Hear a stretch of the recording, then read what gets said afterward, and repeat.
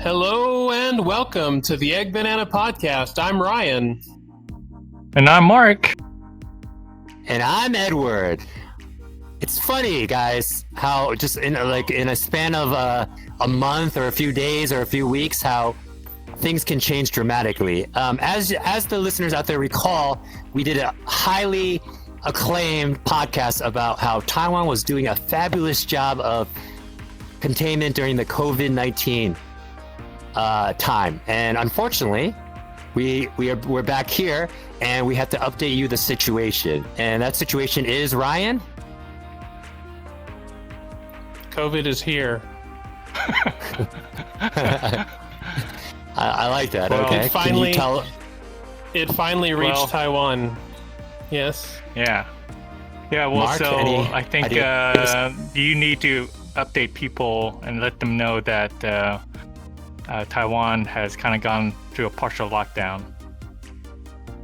Okay. So basically, if you go back to last season's podcast, we did an episode. I forgot which one it was. It was really good. You guys could go back and listen to it. Talking about the COVID situation, how Taiwan had managed it very well for basically over a year. At that time, there were approximately, I think, a little bit under 400 cases and basically 7 or 8 deaths. Now, in the span of about a month since, and Ryan and Mark, you guys can always correct me if I'm wrong because I'm not reading off Google. This is totally off the dome. I think in the span of about a month or a month and a half, the cases have gone up dramatically, and right now we are in something called level 3. Mark, for the listeners out there, can you kind of describe what level 3 is? Or Ryan? Okay. If I can remember correctly, level 3 was they limit the number of people that can be outside to, I don't know, what, 10? Yeah, I think it's 10 outside. And then limit to number. Got it. And limit the number of people that's inside to 5 or something. So. Right. Yeah. I would also add that, like, most establishments such as restaurants, Family Mart, 7-Eleven, they're not letting you sit inside and eat anymore. You can only go do to-go orders, and you can't even sit there. All the chairs are kind of pushed to the side, and all they're letting you do now is take to-go orders. When you go into restaurants, when you go to anywhere, actually, you have to kind of either fill out a sheet with your information on it, or you have to do a QRC code, and it's basically kind of a tracking system used by the government, I assume. Ryan, would you like to add anything else to that I missed, maybe?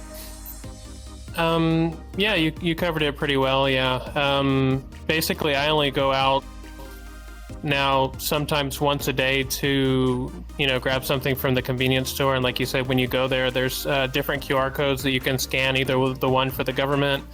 So it's basically you just scan the QR code and it sends a text message to let them know what store you were at what time. They also have other QR codes that you could scan optionally, like at Family Mart or 7-Eleven. So like I have the Family Mart app, and when I scan it, it just pulls open the Family Mart app, and it does basically the same thing, lets everyone know that I was there at that time at that particular store. Right. Other than that, I've been mostly just staying home and working, and then ordering food in, like, using Uber Eats and Food Panda, things like that. Right. You're VIP of Uber Eats and Foodpanda, correct? By now, they know you by name. Correct? I think so. I would think that a lot of people are right now. I mean, I don't know who's really going out, but I think, Mark, you're still grabbing some food out sometimes to go. Yeah, I'm still grabbing some food. Surprisingly, a lot of places are kind of closed, especially near where I'm at. There are still some restaurants that are still open. But you're like kind of like standing outside as you're ordering the food, and they'll just like hand it to you and just take away. So yeah. I would definitely say like scan you still have to scan the QR codes, even though you're just like outside, not like in a crowd of people. I do want to point out add or add this that besides the QR code, if you don't have a phone, or maybe like you're an older person who's not like computer savvy, they do have a piece of paper where you have to write down your name, the time, and the date that you're there. So just wanted to add that. But go ahead, Edward. Right. No, I was just gonna re-emphasize how serious it is. Like we've already said, like all restaurants are shut down. Bars, clubs, any establishments that usually have like a mass gathering of people are all shut down. So it's kind of interesting. I was thinking about this. I don't know if Ryan and Mark share the same sentiment as me. It's kind of interesting. Like Taiwan is going through what the rest of the world went through, but like in reverse order. So last year, when everyone was going through these kind of shutdown procedures and everything, we were kind of living the life. Besides wearing our surgical masks on public transport, our life was kind of unaffected. And now that everywhere is kind of reopening or has been reopened, now Taiwan is going through lockdown. So it's kind of an interesting dichotomy, if you will. So I would say, I would also want to say, like, how are you guys doing out there? I would also say this to the listeners out there as well. For me, it's been 2 months. How have you guys been handling actually being for all basically being locked at home every day? For me, I was kind of going nuts a little bit. I was just doing a lot of online workouts. I was just trying to keep busy. On the positive, because you don't have a lot of time normally, right? I was actually able to like talk to a lot of people, reach out to a lot of people, do a lot of Zoom calls, that kind of thing. I'm kind of an extrovert, so that's just how I am. I wanted to stay connected with people. Ryan, how are we? Like, I know you were talking about ordering off Uber Eats and Food Panda, but like, how are you dealing with this, or has it affected you in any way? I guess. To be honest, I don't go out a whole lot. You know, I do usually, yeah. I do usually go, like before COVID lockdown, I would go out to eat or something, you know, go have lunch, go have dinner outside, meet with you guys in person, and stuff like that. But yeah, I mean, other than that, it's not that different because I'm used to just staying at home or staying in the studio, the office, working all the time. And like even here in VR, like we are, like, you know, I've been doing this for, like I said, 3 or 4 years, and part of one of the VR communities, Vercadia, we often had, like, every week there's meetings, like developer meetings and community meetings and stuff like this. So we're pretty used to meeting every week, although I've been a little bit busy lately and I haven't joined very often, but I used to join every week. And so this kind of thing is pretty normal for me. But yeah, the main difference for me is just ordering food constantly instead of going out to get it. Other than that, it was really fine for me. It's not too big of a deal. Okay, so life hasn't changed too much for you. Mark, what is your opinion about it? Like, what do you think? Like for me in life in general, like what my life is during the lockdown. Yeah, I was just saying, I think the listeners out there would be very interested to hear about like pre-lockdown versus, technically we're not under lockdown, that would be level 4, but for level 3, for all intents and purposes, we are under lockdown. Like, has anything changed for you? Like Ryan said, basically he's been, I don't want to put words in his mouth, kind of unaffected. Like, how about you? What's your feeling or your experience during this time? Well, I think kind of it's similar to what your situation and mine as well, like, because we're both teachers, so it's kind of affected our jobs. For me, my company decided that they didn't want the teachers to come in, so I know some other bushibans are asking their teachers to come in, even the students are at home. So, and for me, like, I'm not working at all during this lockdown, so for me, I'm okay. I have a little bit of money saved up, so I can survive. So, but I think for other teachers, it may be a little more difficult. So, for me though, besides that, I'm trying to keep busy by exercising.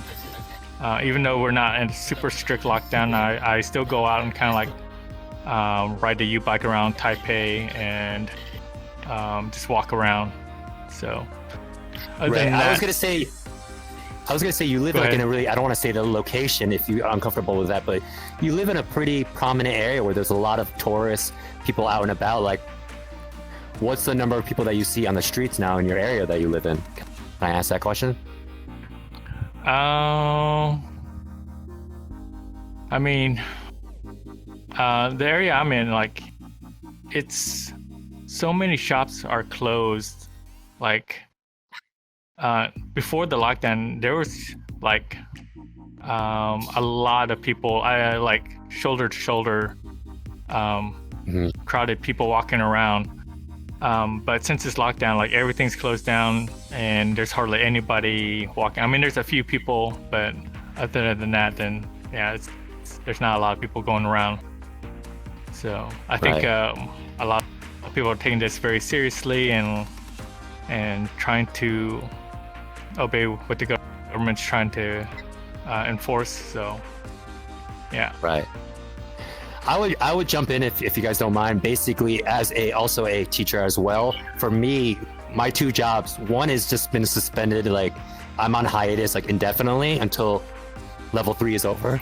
And then the other job, I'm not going to say the name, but basically they kind of gave me a mandate. They said, Edward, we still want you to go to work every day and teach online from the school, which made no sense to me because I have other friends who are teachers, and then a lot of them, they either are just on a hiatus or they're able to teach off of Skype or Zoom at home. So I was a little bit curious as well as in disbelief why I can't do that. So basically, it's tough. Like Mark was saying, you got to do what you got to do. Everyone's an adult, so I respect whatever decision they make, whatever they have to do. But for me, I didn't feel comfortable with that situation. So I declined that, especially because I'm not going to say the name of the exact location. My school is in one of the trouble spots where there was a cluster of the COVID. So that's basically what I'm doing. So I've been kind of like getting to know myself better, basically for the last, what has it been, a month or 2 months? In fact, for you listeners out there, I'm going to give you this little gem. And plus, no one's going to hear this anyway. No, I'm just kidding. I actually decided the situation got so serious because I live with I don't know if she's going to like it, but yeah, it'll be fine. My 70-year-old mom, and just out of respect for her, that's why I declined to continue working at that job during this level 3 lockdown. And also we decided to go back to New York to get the vaccine shot. Because for me, it's kind of like we get the shots because right now, don't want to get too heavy into this, Taiwan doesn't have easy accessibility to the shots. So I just thought my best bet is we both go back, get the shots, get vaccinated. I get to hang out in New York for a while. I haven't been here for a while, see friends and family. And then hopefully in August or September, I'll go back and the situation is more normalized or stable. So that's where I'm at.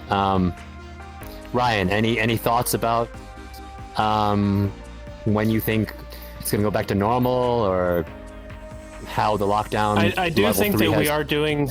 Yeah, I do think Go that ahead. Taiwan's doing pretty good. Yeah. I think it's been under 200 local cases every day now, like 100 plus. Right. Yes.